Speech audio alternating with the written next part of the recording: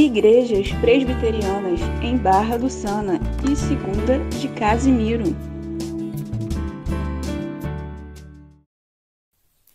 Graça e paz a todos, meu nome é Carlos, eu sou pastor das Igrejas Presbiterianas em Barra do Sana e também a Segunda Igreja Presbiteriana em Casimiro de Abreu. E estamos hoje aqui para trazermos mais uma reflexão da palavra de Nosso Senhor a fim de auxiliar aos irmãos em vossos cultos domésticos. E nada melhor, mais evidente do que nós iniciarmos esse período aqui orando ao Senhor, suplicando por graça a Deus. Convido você a fechar seus olhos nesse momento e assim orar comigo. Senhor, nosso Deus e Pai, bendito seja o teu santo nome. Queremos te louvar nesse instante, te agradecendo, meu Deus, por esse dia e pela rica oportunidade de cultuarmos ao Senhor, de estarmos em tua presença, prontos a recebermos de ti a tua palavra. Nos abençoe nesse instante em que aqui estaremos, que a tua palavra alcance os nossos corações e que a vida de cada um de fato seja edificada para a glória do teu santo nome. Nós te oramos assim nesse instante com o perdão dos nossos pecados, em nome de Jesus. Amém.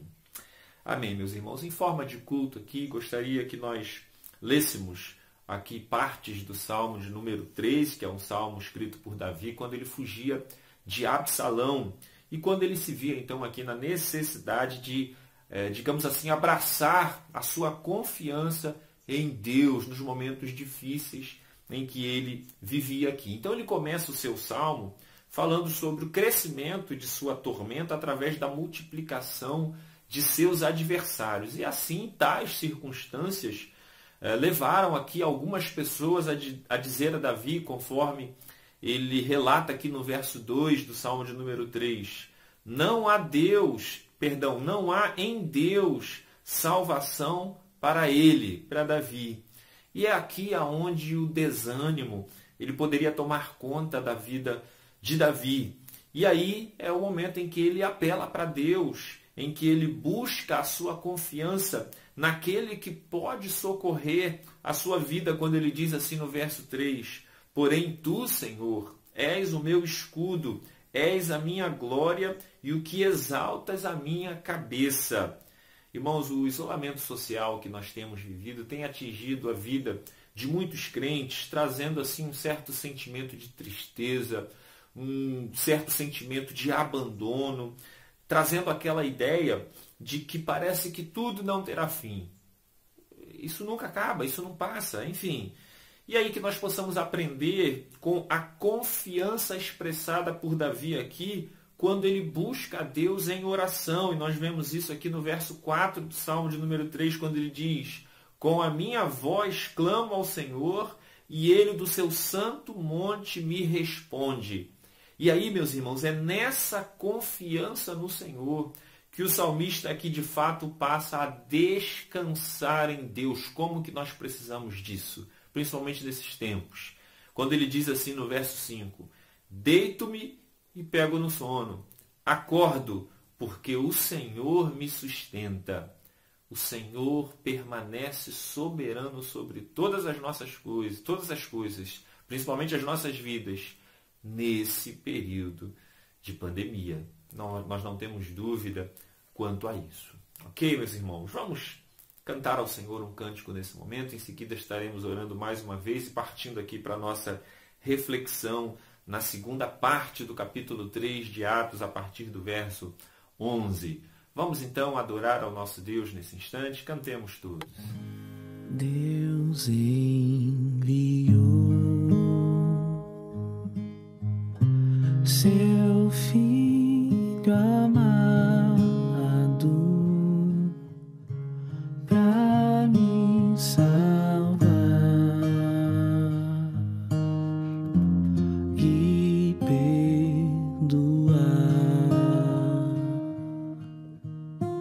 Na cruz morrer por meus pecados,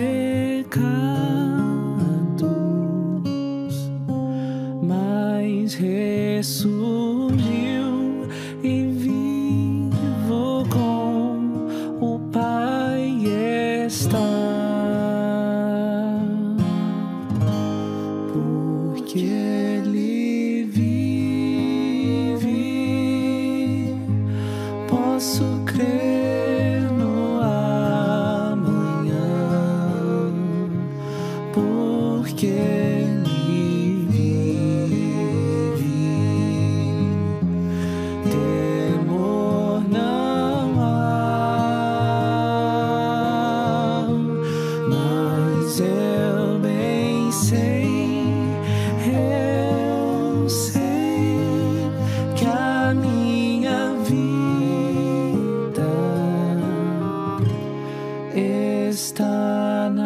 nas mãos do meu Jesus, que vivo está.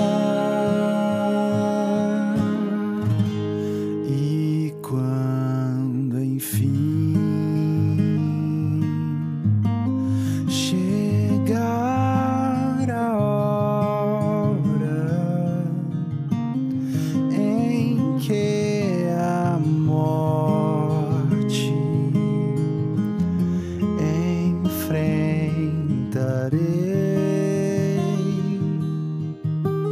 sem medo, então terei vitória,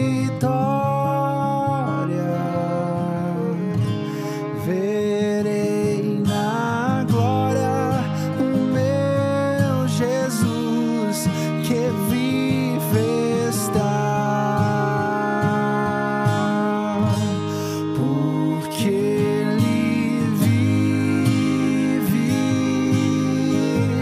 posso crer no amanhã. Porque Ele vive, temor não há, mas eu bem sei, eu sei que a minha vida está nas mãos do meu Jesus, que vive está. Louvado seja o nome do nosso Senhor e Salvador Jesus Cristo, que tem guardado a nossa vida, em quem nós podemos confiar. Vamos orar mais uma vez, suplicar a Deus aqui graça para esse que é o momento mais importante desse nosso momento aqui, desse nosso tempo de cultuar ao Senhor, de reflexão bíblica, que é a hora em que o Senhor pode muito bem falar-nos profundamente ao coração. Esse é o nosso desejo e certamente é o desejo do Senhor, falar comigo, falar contigo. Oremos. Senhor, nosso Deus e Pai, obrigado, Pai, por esse tempo. Obrigado pela oportunidade que temos de compartilharmos da Tua palavra, Senhor. Obrigado pela vida de cada um que nos ouve nesse momento. Que a Tua graça venha sobre as nossas vidas, a fim de fazer com que a Tua palavra, meu Deus, penetre no mais profundo do nosso coração e entendimento, fazendo-nos entender, compreender as Tuas verdades e bem aplicá-las em nossa vida. Dá-nos isso nesse instante, Senhor, em nome de Jesus. Amém. Amém, meus irmãos. Em nossa última reflexão, nós falamos que o capítulo 3 de Atos ele se divide em duas partes e tratamos, na nossa reflexão anterior, dessa primeira parte, quando nós vimos a poderosa cura de um aleijado de nascença, através das palavras de Pedro dirigidas a ele, conforme o verso 6, que diz: não possuo nem prata nem ouro, mas o que tenho isto te dou, em nome de Jesus Cristo Nazareno, anda. E aí, em seguida a isto, nós entraremos agora, então, na segunda parte desse capítulo, quando, ao verem que aquele que não podia andar agora estava saltando, entrando no templo e louvando a Deus, todos, então, que estavam ali ficaram atônitos, é o termo usado aqui por Lucas, com essa cura, desencadeando então, digamos assim, numa correria até Pedro e até João, para saberem exatamente a maravilha que tinha acontecido bem ali. E é aí então que Pedro ele se sente na necessidade de dar algumas explicações ao povo, e ele faz isso em forma de sermão. Então, o que nós temos aqui, até o momento? Um aleijado, poderosamente curado, e uma multidão querendo entender o que Pedro e João fizeram, o que eles tinham a ver com essa cura, como que se deu essa situação. E aí, então, Pedro ele se apresenta para explicar o que aconteceu, naquilo que se torna em um longo sermão, que vai do verso 12 até o verso 26, ou seja, o final do capítulo 3, contendo muita coisa importante quanto ao conteúdo do sermão, quanto ao método de pregar de Pedro, isso é muito interessante, e também quanto à sua teologia. Obviamente que por essa nossa proposta de trazermos aqui breves reflexões no livro de Atos, nós não vamos aqui falar sobre todos os apontamentos importantes deste sermão, mas nós vamos aqui tentar compartilhar com os irmãos aquilo que nós achamos que seja mais importante para falarmos nesse instante. Então nós vamos falar basicamente de duas coisas aqui. Primeiro, a explicação inicial de Pedro, ela serve para anunciar que o poder do Evangelho não estava, nunca esteve e jamais estará nas mãos de homens. Quando assim ele diz no verso 12, israelitas, por que vos maravilhais disto? Ou por que fitais os olhos em nós como se pelo nosso próprio poder ou piedade o tivéssemos feito andar? Nessas poucas palavras de Pedro aqui, que introduzem o seu sermão, elas lançam por terra toda aquela ideia que nós temos visto por aí, a 3x4 em muitas de nossas igrejas. As nossas igrejas, infelizmente, adoram isso, irmãos. Quando a fé e a esperança, elas ficam sendo depositadas em homens. Ah, como eu preciso ir na igreja daquele homem de Deus. Ah, se ele impuser as suas mãos sobre mim, com certeza serei curado. Ah, como o apóstolo fulano de tal é um ungido do Senhor, cheio das profecias do Altíssimo. Tudo que ele fala se cumpre. Ou ainda existem também aqueles em que a fé e a esperança estão sendo depositadas não em homens, mas em coisas, como nós também vemos muito por aí, lenços que curam, copos d'água, óleos ungidos, paletós, gravatas, cuspe santo ou qualquer outra crendice que é apresentada por aí e as pessoas amam isso. É nesse sentido, inclusive, que Matthew Henry ele afirma o seguinte: os apóstolos eles atribuíam tudo ao Senhor e se negavam a receber honras, exceto como instrumentos dele, sem méritos. Já William Barclay aponta como uma característica marcante dos primeiros pregadores lá no primeiro século o seguinte, abre aspas, eles conheciam bem as limitações do que eles podiam fazer, bem como sabiam também que não havia limitações para que o Cristo ressuscitado podia fazer. Eu vou repetir aqui essa segunda parte. Eles sabiam também, os apóstolos, que não havia limitações para que o Cristo ressuscitado podia fazer. E aqui está a segunda coisa importante desse sermão que eu quero compartilhar aqui com você nessa nossa breve reflexão. Pois é aqui, no Cristo ressuscitado, que Pedro ele completará a sua explicação, dando início agora, de fato, ao seu sermão, a partir aqui do verso 13, ao anunciar ao povo que a cura daquele aleijado veio tão somente pela fé.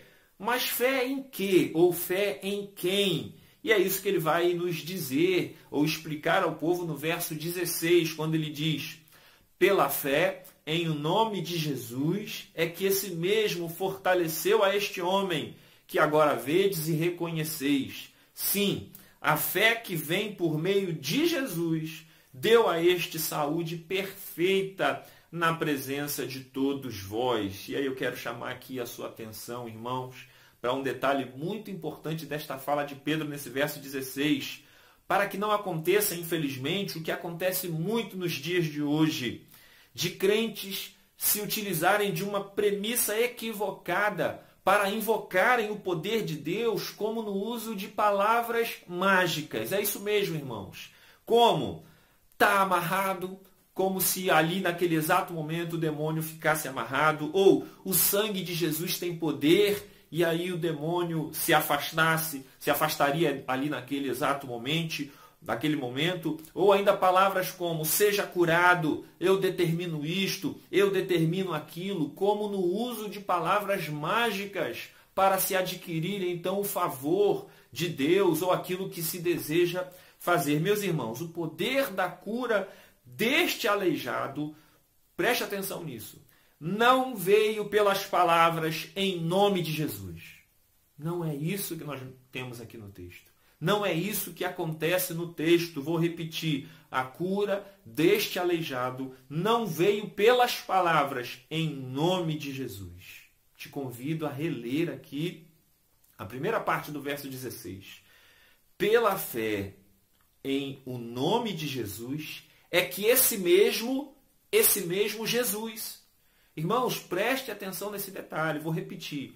Pela fé em nome de Jesus é que esse mesmo quem? Jesus, o próprio Jesus. E aí ele completa, fortaleceu a este homem que agora vedes e reconhecei. Então veja então que a cura ela vem por intermédio da fé, mas de uma fé que vai levar o próprio Jesus que está vivo, atuante, que está operante, pois ele ressuscitou dentre os mortos, e então ele vem e cura aquele aleijado.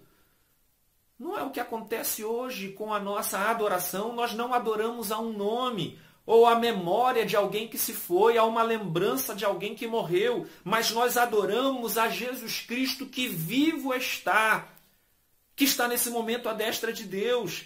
Da mesma forma, quem curou o aleijado não foi o nome de Jesus, a nomenclatura, mas o próprio Jesus. É por isso que Pedro, irmão, semelhantemente ao que ele já havia feito no primeiro sermão, ele faz questão aqui de, depois de acusar novamente o povo de ter matado o Cristo de Deus, a quem o Pai ressuscitou, ele faz questão de dizer isso, a quem o Pai ressuscitou, ou seja, que Cristo está vivo, que é o que nós vemos no verso 13. Acompanhe comigo.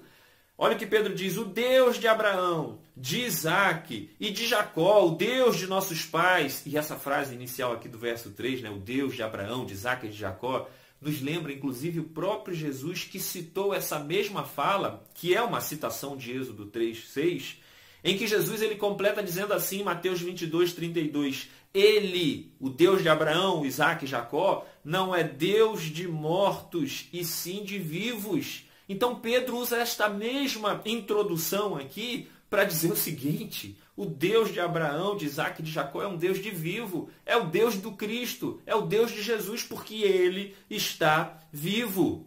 E aí ele completa dizendo, né, o Deus de Abraão, de Isaac e de Jacó, o Deus de nossos pais, glorificou a seu servo Jesus. E o glorificou aqui significa que Jesus ressuscitou. O que, inclusive, torna-se aqui esse texto uma resposta da oração que Jesus fez lá em João 17:5. Jesus orou assim, e agora glorifica-me, ó Pai, contigo mesmo, com a glória que eu tive junto de ti antes que houvesse mundo. Glorifica-me, ó Pai. Essa oração de Cristo foi respondida quando Pedro diz aqui que Deus o glorificou. E o que significa isso neste sermão? Pedro está conclamando o povo para olhar um poder de cura muito acima de quaisquer coisas dos homens. Como prefere dizer aqui William Barclay, trata-se de um poder que ninguém podia deter. Jesus Cristo, ressurreto, vivo, é o que tem todo o poder para curar, transformar e salvar vidas. Essa é a mensagem do Evangelho há 2000 anos atrás e que não pode ser diferente nos dias de hoje. Porém, o que nós temos ouvido por aí, meus irmãos? Que Evangelho tem sido pregado em nossas igrejas? Aprendemos mais uma vez que nos dois sermões de Pedro, no capítulo 2 e nesse que nós estamos trabalhando aqui no capítulo 3, que o Evangelho puro e simples é aquele que anuncia e denuncia. Anuncia ao Cristo ressurreto e denuncia o terrível pecado do homem. É por isso que, mais uma vez, Pedro ele faz o seguinte apelo agora aqui no verso 19, que é semelhante ao apelo que ele fez no primeiro sermão, no verso 38 do capítulo 2. E aqui então ele diz no verso 19, arrependei-vos, pois, e convertei-vos para serem cancelados os vossos pecados. Então vamos lá, resumir aqui o que nós aprendemos nessa nossa breve reflexão. A cura do aleijado não veio por mãos de homens, por coisas, muito menos por palavras mágicas, mas ela veio pelo poder de Jesus, ressurreto, a quem os israelitas mataram, mas que Deus de fato o ressuscitou dentre os mortos. E que assim, por meio da fé neste Jesus que vivo está, com arrependimento e conversão, este mesmo Jesus tem o poder de curar, de transformar e de salvar vidas. Isso hoje, isso agora. Ele pode fazer isso. Portanto, para finalizarmos, creia no Evangelho, no Cristo ressurreto, para que assim você possa ser alcançado por tamanha salvação e herdando aí a vida eterna em Cristo Jesus. Deus vos abençoe, meus irmãos. Se assim o Senhor nos permitir, na nossa próxima reflexão, entraremos aí no capítulo 4 para tratarmos da primeira prisão de Pedro e João, ocasionada por causa disso aqui, desta cura deste homem, aonde gerou ali ciúmes nos religiosos lá da época. Deus vos abençoe. Porque Ele vive, posso crer no amanhã. Porque Ele vive, temor não há. Mas eu bem sei, que a minha vida está nas mãos do meu Jesus que vive está.